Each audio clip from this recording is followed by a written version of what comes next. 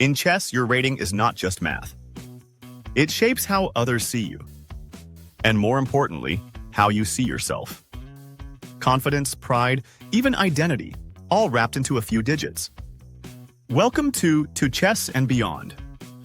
Today, we explore why ratings weigh so heavily and what they really mean beyond the numbers. Every chess player carries a number. 1200, 1800, 2500. It looks small, but behind it is a world of meaning. The system most of us use today was created by Arpad Elo, a Hungarian-American professor. It was designed to measure one thing: playing strength. Not character. Not creativity. Not potential. But strength on the board, your ability to win against others. And it works. Ratings are not random. In normal circumstances, a player rated 2500 will not lose to someone rated 1000.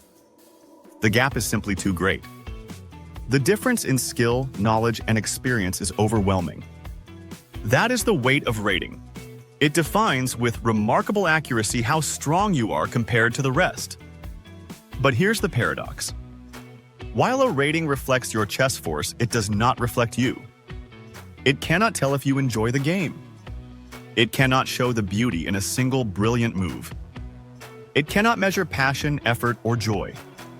So yes, a rating matters. It is not just a number.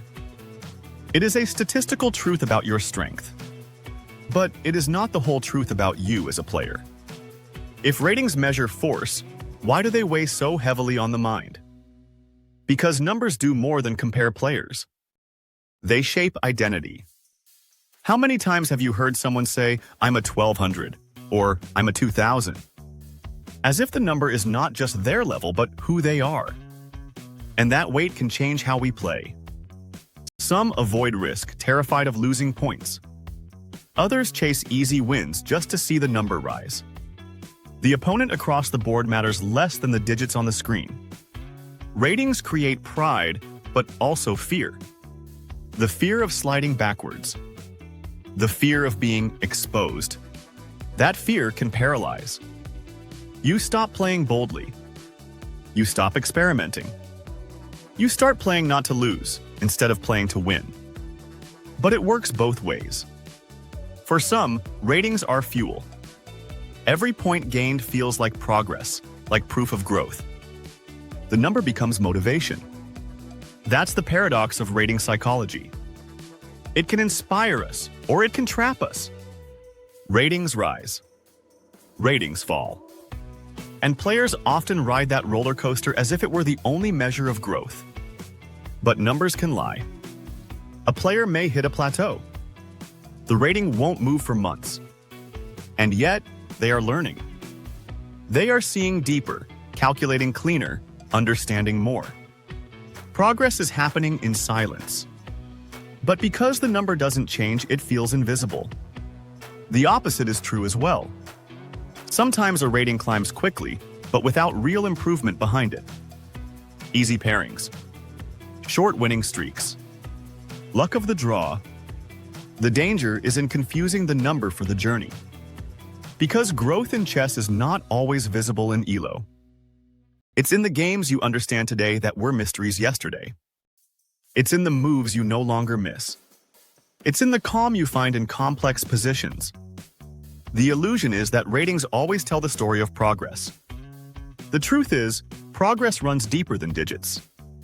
How can we use rating to improve ourselves, and at the same time avoid the most common traps? One trap is playing the number instead of the board. Guarding points feels safe, but it stops you from taking risks and learning.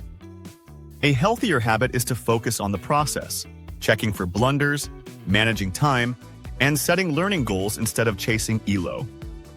Another trap is avoiding stronger opponents. It protects the number in the short term, but growth slows.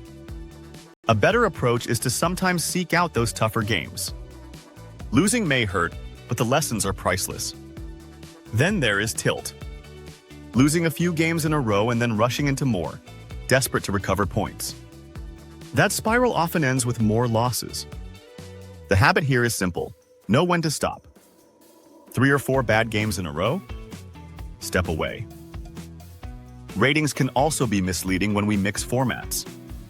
Blitz, rapid, classical, online, over the board, they're all different pools. Comparing them can create confusion. It's better to treat each rating as its own story. And finally, the biggest trap, identity. I am my rating. But a rating is not you. It's just where you are today. Strength changes. Skill grows. The number is only one snapshot in time. But what about you? How do you feel about your rating? Is it motivation, or does it sometimes feel like a burden? Share your thoughts below. Because in the end, ratings do matter. They measure force, and they tell us how strong we stand against others. But they don't tell the whole story. They can't capture joy, creativity, or the beauty of a single brilliant idea on the board. A rating is a tool. It helps us improve. It gives us a sense of progress. It pushes us to compete.